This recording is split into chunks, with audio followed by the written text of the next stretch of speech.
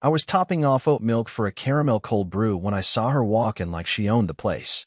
Laura, my wife. Behind her, her sister Tina, all sharp heels and fake confidence, flanked by a man in a crisp blue suit I'd never seen before. He looked like the type who buys real estate just to bulldoze it. They didn't even glance at the customers. They walked straight up to the counter like they were here to take something. Which, it turns out, they were. "Can we talk in private?" Laura asked. Her voice was too steady. The kind she used when she was about to fire someone, not speak to the man she'd been married to for 14 years. I wiped my hands on a towel, motioned toward the back hallway near the office. Sure. Tina smirked at me on the way past. She was wearing oversized sunglasses, inside, like she was hiding a hangover or something worse. We stepped into the back office. Laura shut the door and folded her arms. "This isn't working anymore, Kyle," she said. "We need to be honest." I stayed quiet. I'd been waiting for this moment. Not just for days. For weeks. She took a breath. "You're holding Oak and Steam back. You don't see the potential this place has. It could be so much more." Tina cut in, arms crossed like a smug manager. "Your obsession with quirky mugs and local art. It's cute, Kyle. But it's not a business. Not a scalable one. And you think you can fix it?" I asked, calm as a lake. Laura looked at the man in the suit, who had now followed us in. "This is Brent Carver. He's a developer." "Of course he is." Brent extended a hand. I didn't take it. "We're offering you a chance to exit clean," Laura said. "Brent's prepared to buy you out. You walk away with a good chunk of change. No messy fights." Tina chimed in, voice like poison candy. "You can finally get some rest. Stop stressing over payroll and bean shipments." Rest. That word settled in my chest like a brick. They thought I was tired. They thought I'd roll over.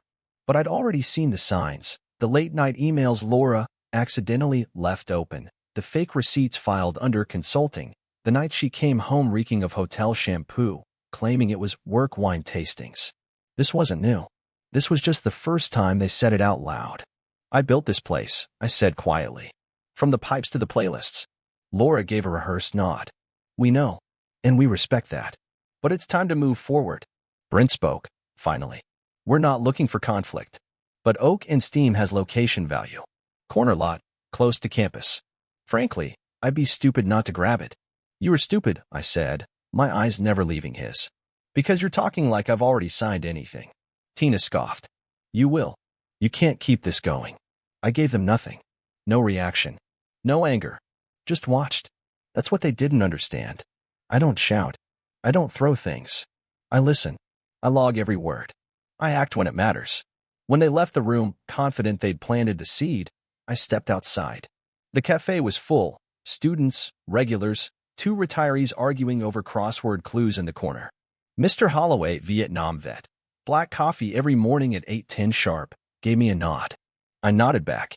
Brent walked behind the counter on his way out, ran a hand along the oak shelf I built with my own hands. "Nice woodwork," he said. "It was my father's last piece," I replied flatly. "He died before I opened this place." He blinked. Looked away. Good. After they left, I went straight to the stockroom. Opened the drawer in the back corner. Pulled out the portable hard drive I'd been updating for weeks. Vendor invoices. Security footage. Laura's consulting transfers. Emails. Backups. I had every receipt. Every call. Every whisper they thought I didn't hear. They believed they'd surprised me. They hadn't. They believed I was defenseless. I wasn't. They thought this was the beginning. They were wrong. This was already the middle of the story. They just didn't know what game they'd walked into yet. And I wasn't playing fair. The moment they left the shop, I locked the office door and sat down at the back computer. Not the one the baristas use, mine. The original laptop I opened accounts on, where the first Oak and Steam purchase order still sat in the downloads folder. Now it was a war room. I pulled up our latest financials.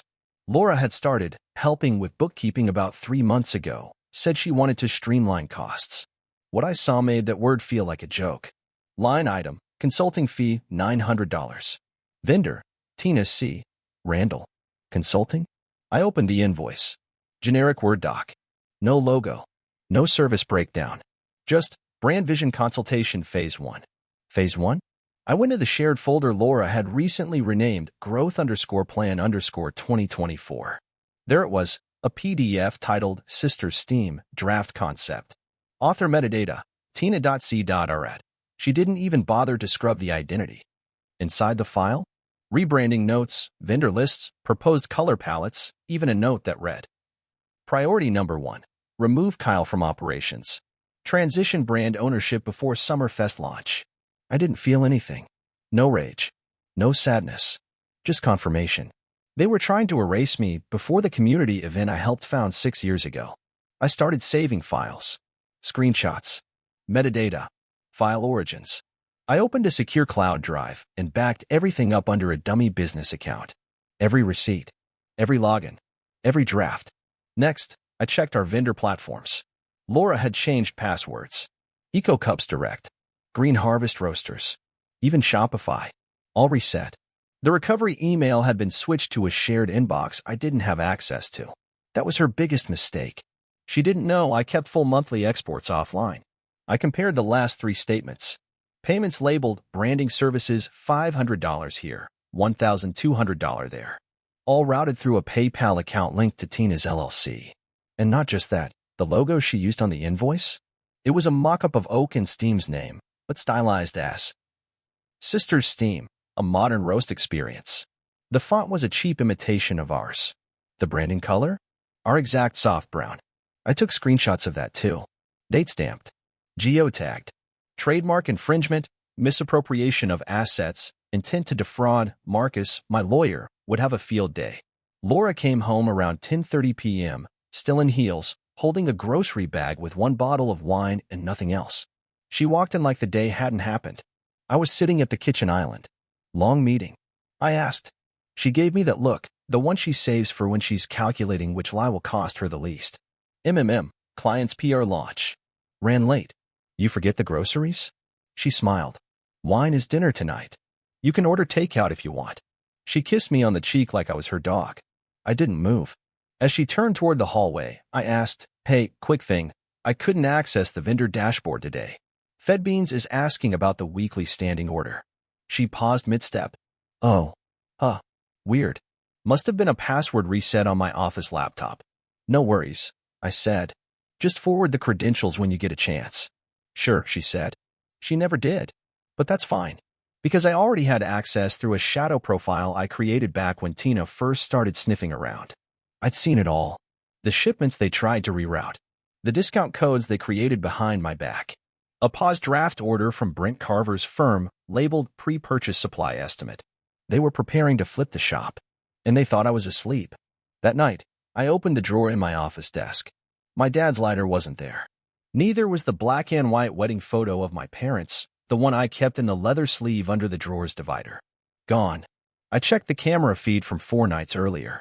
Tina came in around 11:20 p.m. He still worked. Laura must have copied mine. She walked straight to the back office, opened the drawer, pulled out the leather sleeve, held up the photo to Brent, who stood behind her, laughing. He took a picture of it with his phone. Then Tina tossed the sleeve into her tote bag and said, Kyle's sentimental crap. We'll toss it once this place is ours. That was the first moment my jaw clenched.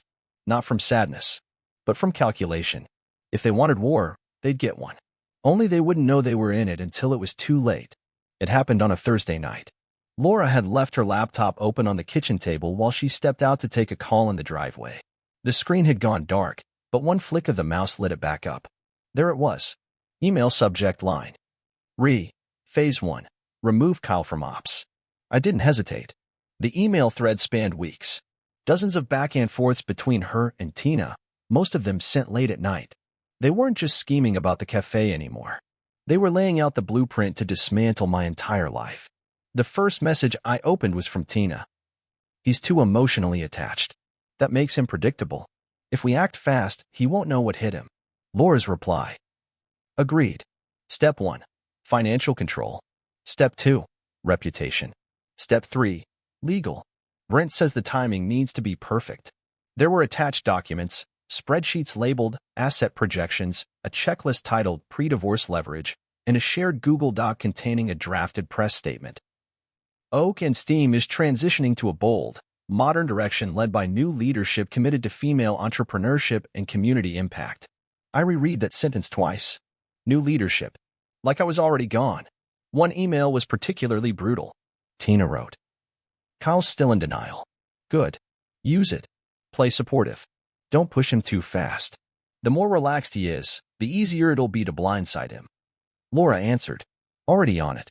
Told him he's stressed. Suggested a weekend off. If he takes it, we'll have Brent in to walk the property. There it was. Confirmation. The meetings, the client dinners, the sudden budgeting obsession, all a cover for a takeover. Not just of the cafe, but of the narrative. They were preparing to paint me as unfit, overworked, unstable. Tina even mentioned pulling in a friend, a therapist, to write a statement if needed, vouching that I was showing signs of breakdown. One line in Laura's message stopped me cold. If we control the optics, he loses everything. And he'll look like he gave it up voluntarily. That was the moment I stopped being shocked. I closed the lid slowly and sat there in the dark, staring at nothing. They weren't coming after me with guns. They were using signatures and stories. This wasn't revenge. This was a hostile corporate maneuver, dressed up as concern. I went to my office and turned on the backup desktop I hadn't used in months. Pulled up the drive where I'd been saving vendor logs, bank statements, security footage. Then I created a new folder. Phase 0. Inside it, I placed screenshots of the email thread, metadata from each file, Laura's full access logs, the statement draft PDF with tracked edits, a spreadsheet showing Tina's PayPal deposits labeled consulting. Next, I sent all of it to Marcus, my attorney. Subject: contingency. Do not act until green light. No explanation. He'd know what it meant. Then I forwarded a copy to a private encrypted account I'd set up years ago during a vendor dispute. No one else had access. Not even Laura knew it existed. At 2:18 a.m., I logged into the cafe's point-of-sale system and pulled the employee reports. Guess who'd been clocking in under manager override after hours? Tina. Multiple entries. 11:42 p.m., 1:03 a.m., once even at 3:17 a.m. She wasn't just snooping. She was rehearsing. The next morning, I made Laura breakfast like nothing happened. Eggs, toast, even orange slices, cut the way she liked. She smiled, kissed my cheek. You're sweet, she said. You've had a rough week, I replied. She nodded. It's almost over. I smiled back. You have no idea. That afternoon, she sent me a text. Hey babe, Tina and I might swing by the shop later. Tina wants to show me some furniture concepts. Just brainstorming. Sounds great, I replied. I copied the text, dropped it into phase 0. Let them walk in. Let them measure walls. Let them taste it. Because they were about to choke on it. I couldn't sleep. There was something about the way Laura smiled that morning. Too casual, too rehearsed. It was the same smile she gave customers when she needed to upsell a pastry she didn't believe in. Except this time, I was the pastry. By midnight, I was back in the office. The security system I installed had a motion sensor archive. Most nights it was squirrels outside or a late delivery truck. But 3 nights ago, Monday, there was a flag. 2:13 a.m. I opened the footage. The back door clicked open. Tina, wearing black yoga pants and a fleece jacket. Hair tied up. Holding a key I hadn't authorized. Brent followed, carrying a tablet and measuring tape like he was prepping for a remodel. He looked around with the smug posture of someone who already thought the place was his. No alarm, he said. Tina shrugged. He's old school. Doesn't trust cloud systems. He walked past the espresso machine like it was furniture on clearance. This place is a gold mine, Brent muttered. He's too dumb to see it. She laughed. We gut the walls, open it up, industrial shelving, matte black tile. No more of this rustic crap. He pointed to the oak shelf behind the counter. What about this? Real wood. Handmade, Tina said. His dad's last project before he died. Brent smirked. Perfect. Sentimental fools never survive growth. They moved to the back office. I clicked to the second camera. Tina opened my desk drawer like she'd done it before. She didn't hesitate, just reached in and pulled out the old metal box. My father's lighter was inside. A brass Zippo with his initials engraved, RR. He carried it through 3 tours. Passed it to me when I signed the lease on Oak and Steam. Tina held it up and turned to Brent. What's this junk? Feels heavy, he joked. Pawn shop maybe. She tossed it in her tote bag like it was a receipt. Then she pulled out the leather folder. Opened it. My parents' wedding photo fell into her hand. She glanced at it, made a face, and said, Jesus, he still keeps this? Pathetic. She stuffed that in her bag too. I paused the video. My hands were still. My heart wasn't. They weren't just stealing a business. They were deleting me, erasing anything that made the place mine. The history, the stories, the soul. To them, Oak and Steam was a blank canvas for profit. To me, it was a memorial. I copied the footage to a separate drive and emailed Marcus again. Subject: trespass plus theft. Add to record. Then I pulled out the physical backup log. Timestamped her entry. Matched to Brent's SUV on a nearby traffic cam. The city's new AI-enforced parking meters kept automatic plate records. Another file saved. They were building my case for me, step by arrogant step. The next day, Tina strolled into the cafe like nothing had happened. "Hey," she said, dragging the word. "Laura coming by later?" "Maybe," I said, pouring drip for a regular. She leaned on the counter. "Place looks tired lately. You ever think about rebranding? Something cleaner, more modern?"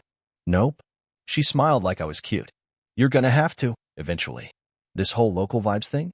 It doesn't scale." "Not trying to scale," I replied. "Trying to serve." She blinked, then reached for a biscotti. "On the house," she said. I looked her dead in the eyes. "Not anymore." She didn't press it. Just walked out, chewing quietly. Later that evening, Laura texted me. "Tina thinks we should talk seriously about long-term strategy. Dinner tomorrow?" I replied. "Sure. Let's lay it all out." I already had a plan. The property sale was progressing. I'd met again with Megan and Andre, the new buyers, and we'd finalized closing documents. The funds would hit my hidden account in less than 2 weeks. Oak and Steam would no longer be mine. And that was the point. Because when they tried to take it from me, it would already be gone. On my terms. Not theirs. But I wasn't finished. I was just getting warmed up. Saturday morning. Clear sky. Chill in the air. The kind of morning Oak and Steam was built for. I unlocked the cafe an hour early, prepped the espresso machine, cleaned the counters. Everything needed to be perfect. At 8 a.m. sharp, Laura walked in wearing heels and an overly confident smile. Tina followed 2 steps behind, already smirking, holding her phone like she was ready to live stream my breakdown. Brent didn't come. That told me everything. They thought today would be clean. Easy. The final push. I poured 2 coffees. Their usuals. Placed them on the counter next to a plate of almond croissants. Laura raised an eyebrow. "You're in a good mood." "Figured it's time for clarity," I said.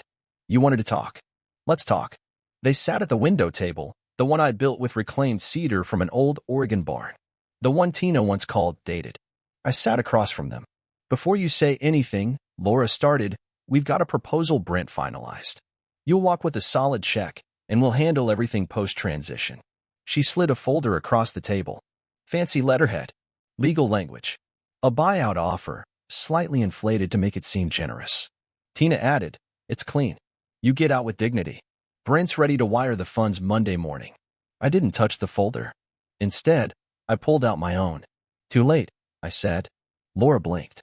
"What?" I opened it. Inside, a signed purchase contract. Notarized. Official. Cafe's already sold. Closed yesterday. Tina laughed like I was joking. "To who?" "Megan and Andre Clark. Local couple. They're keeping the name, the mugs, the mission. Full cash offer. Non-developer. Clean deal." Laura leaned forward. Her voice dropped. "Kyle, what are you talking about?" "I'm talking about how you thought you were hijacking a ship. But it sailed without you." Tina's voice snapped. "You can't do that. You can't sell without consulting your spouse. Check the LLC registration. You were never listed. Neither was she." I nodded toward Laura. "We both signed a prenup that excluded business assets. 15 years ago. Marcus drafted it, remember?" Laura's jaw clenched. "This is spite." "No," I said, calm. "This is protection." Tina slapped the table. "This is fraud." "No," I corrected. "Fraud is when you reroute vendor accounts, forge consulting invoices, and enter private property after hours with someone planning a hostile takeover." I slid a USB drive across the table. Security footage. Monday night. "You and Brent, trespassing. Stealing personal items. Oh, and talking about how sentimental fools never survive." Laura didn't touch the drive. She just stared at it like it might explode. "You're bluffing," Tina hissed. I pulled out my phone. Hit play. Brent's voice echoed loud and clear across the cafe. "We gut it, rebrand, franchise. That kind of rustic garbage doesn't scale." Then Tina. "His dad built that shelf. We'll rip it first. Silence. Customers were walking in behind them now slowly. Saturday regulars. Mr. Holloway was already at his usual table, watching with narrowed eyes. Laura reached for her coffee with a trembling hand. "You don't know what you're doing," she said. "No," I said. "You didn't know who you were dealing with." Then she snapped. "You're pathetic, Kyle. You couldn't handle a real woman, so you clung to your little coffee dream. This was your entire identity, and you just sold it to spite me." I stood up. "Wrong again," I said. "I sold it to save it. From you." Tina stood too. "Brent will sue. Let him. His name's on 3 pending fraud complaints and an $1.8 million balloon loan due this quarter." I pulled public records. "He's desperate. That's why he needed this place. But he's not getting it." Laura's face twisted. "You smug son of a... You brought this here." I cut her off. "Into this room. Into my business. You mocked me in front of friends. You planned this with your sister. You tried to make me disappear." More customers had arrived now. The cafe was full. No one said a word. But they were listening. "You were always good at strategy," I said to Laura. "But you underestimated endurance." She stared at me, speechless. Tina grabbed the folder and stormed out, muttering curses. Laura followed, pausing only at the door. "You'll regret this," she said. "Everything." I didn't reply. Just turned back to the counter, poured a black coffee, and handed it to Mr. Holloway. He smiled. "Hell of a morning, Kyle." I nodded. "It's about time." It was supposed to be poetry night, but I had something else in mind. I kept the flyer as it was: open mic at Oak and Steam, community voices welcome. But I added one line, small but clear: "Let's clear the air." The place was packed by 7 p.m. Regulars, neighbors, curious faces. Mr. Holloway had brought a couple of old veterans. College kids came in with acoustic guitars. Even a reporter from the local paper showed up with a notepad, half expecting folk songs and vegan cookies. I set up the projector against the back wall. Laura and Tina didn't show. Of course not. I knew they wouldn't. But that wasn't the point. This wasn't for them anymore. It was for everyone they tried to manipulate. At 7:15, I stepped up to the mic, wore the same apron I'd worn the day we opened. "Before we kick off tonight," I said, voice steady, "I want to say something I should have said weeks ago." The cafe went still. I pulled up the first slide, the contract. The sale to Megan and Andre. Dated. Signed. Filed. Some of you have heard rumors. About me. About Oakenstein. About what's coming next. Next slide. Brent's face on security footage. Timestamp 2:13 a.m. Poking around the espresso station with a tape measure. People murmured. Someone gasped. Next, Tina rifling through the desk drawer, pulling out the box with my dad's lighter. Then the audio. I didn't introduce it. Just hit play. "Brent, this place is a gold mine. He's too dumb to see it." Tina, "Sentimental fools never survive." Silence. Then whispers. One woman covered her mouth. A guy in the back muttered, "Unbelievable." Next came the emails. Snippets, not the full text, but enough. Frame it as emotional burnout. "He won't fight back if we control the optics. Get Brendan to tour the site while Kyle's distracted." I read them aloud. Clear. Unemotional. Then I paused. Let the weight of it settle. I didn't say anything before. I told them, because I wasn't ready. I was too busy trying to protect what this place means. People nodded. A few clapped softly. "But now, it's yours." I pointed to the back, where Megan and Andre stood, holding hands. They're the new owners. Not a chain. Not a developer. Just two people who love this place the way it is. Applause. Real this time. Mr. Holloway stood up. "We've got your back, Kyle." That was it. Like a match to dry leaves. People clapped. Cheered. Some shouted Laura and Tina's names, not with respect. With disgust. The mood flipped like a breaker. The town saw the truth. And they picked a side. An hour later, I stepped outside to catch air. I didn't notice the car parked down the street at first. But then the door opened. Laura stepped out. No makeup. Hair tied back. She looked like she hadn't slept in days. She didn't approach. Just stood there, arms folded. "That was low," she said finally. "No," I replied. "It was honest. You humiliated us. You did that yourselves." She looked away. "I never thought you'd go public," she murmured. "You made it public the second you brought Brent into my shop." Laura shifted her weight. "You could have just walked away." "I did. After making sure no one like you could ever walk back in." She looked at me then, really looked. Like she was seeing someone new. Or maybe someone she hadn't seen in years. I didn't hate you, Kyle, she said quietly. I just stopped believing in you. I stared at her for a long moment. You stopped believing in yourself first. She didn't respond. Just got back in the car and drove off. Back inside, Megan and Andre toasted with customers. New chapter, same soul. The cafe buzzed like it hadn't in months. People came up, shook my hand, clapped my back. But I wasn't celebrating. I was confirming something. That the story they tried to write about weakness, failure, disappearance had failed. And mine had just begun. The papers came on a Tuesday. Laura had them hand-delivered to the cafe during the morning rush. The server dropped the envelope on the counter like it was a latte. Petition for divorce, citing abandonment, mental strain, and emotional volatility. Cute. I didn't say a word. Just opened it, scanned the first page, then placed it on the counter and served the next customer. By lunch, half the town had heard. By dinner, the full story was coming apart. 2 days later, I received an invitation. An informal community mediation hosted by the Downtown Business Alliance. Translation: Laura and Tina had reached out to board members, hoping to spin the fallout. I knew the playbook. Frame it as a misunderstanding, bury the footage, present themselves as forward-thinking women held back by a stubborn man. I accepted the invite, and I brought the curtain down. The meeting was held in the City Hall Annex, same room we used to vote on festival permits. About 30 people showed up, mostly business owners, a few council reps, one local blogger who streamed from the back. Laura and Tina arrived late. Matching blazers. Printouts. Smiles sharp as glass. Laura started with her pitch. Talked about branding opportunities, frustrated partnerships, and a mutual failure to align visions. Tina chimed in with buzzwords. Women-led transformation. Resilience. Leadership transition. When she said emotional instability, I stood. Everyone turned. I walked to the front, set a small speaker on the table, and pressed play. Brent's voice again. He's too dumb to see it. Tina's voice. Rip out the shelf. It's his dad's. We start clean. I looked at them. You want to talk instability? Let's talk truth. I handed out printed emails, time-stamped, signed. I showed photos of the stolen lighter and the photo of my parents recovered from Brent's bag after I filed a police report. I read aloud the text Tina had sent Laura. The court will eat up the narrative. Just cry and let him look like the bad guy. Dead silence. Someone coughed. A chair squeaked. Tina's face drained. Laura's hands trembled. I turned to the board. They tried to erase me. From my own work. My own story. They staged a takeover, plotted a divorce, and lied to this community. I took a breath. And they failed. The room erupted. But I didn't smile.